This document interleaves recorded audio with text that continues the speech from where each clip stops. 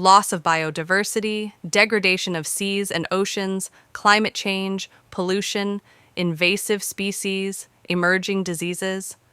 Everyone is talking about these issues, but what do they really mean? Why do they matter to us?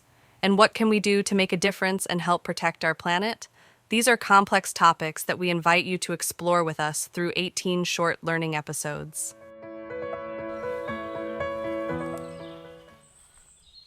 As we saw in the previous episode, global warming is happening, and it's accelerating in recent years as our lifestyles change. What are the direct consequences for mankind?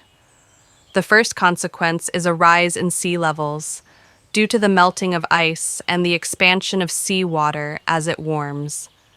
This rise will continue to accelerate.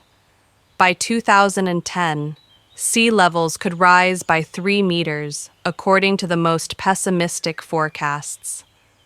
This would mean the disappearance of certain islands and coastal cities, such as Abidjan in Côte d'Ivoire and Lagos in Nigeria. If this happens, millions of people will have to abandon their homes. It is estimated that 1 in 10 people in the world live in an area threatened by rising sea levels and could soon become what is known as a climate refugee.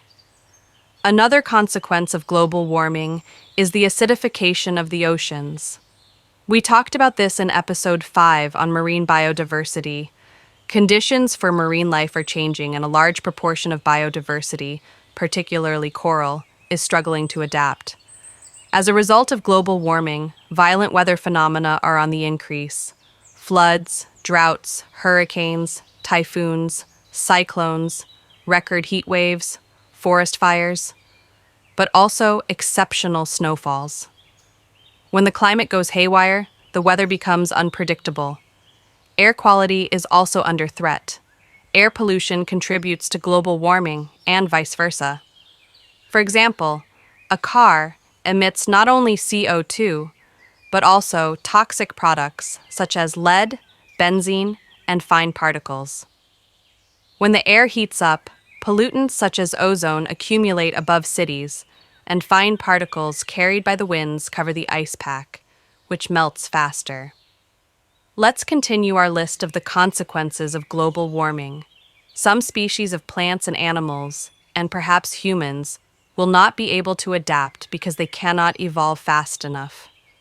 They will not always be able to move to suitable ecosystems because human activity has already destroyed areas that would have been favorable or created barriers, towns, roads, agricultural areas, that cannot be crossed to reach these areas. Yet the fragile balance of life depends largely on the existence of these species. These include bees and other pollinating insects, which enable plants to bear fruit. Their disappearance will lead to a decline in food supplies throughout the world.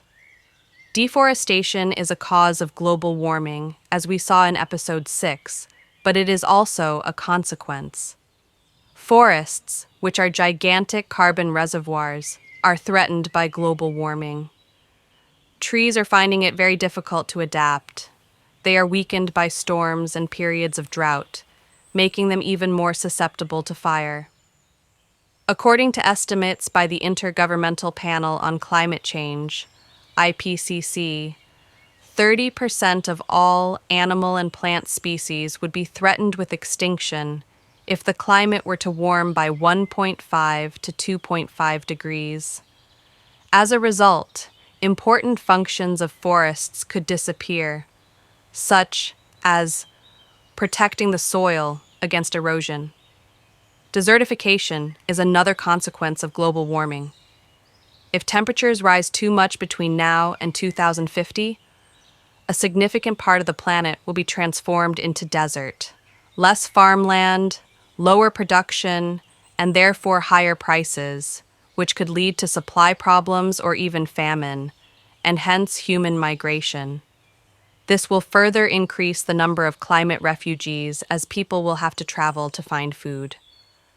For humans, the situation is also likely to become increasingly complicated, particularly due to the lack of water, which we cannot do without. Finally, everyone's health is being affected by climate change, which is leading to the emergence of new diseases and the spread of certain illnesses, particularly when the vectors, mosquitoes for example, find increasingly favorable conditions in which to spread.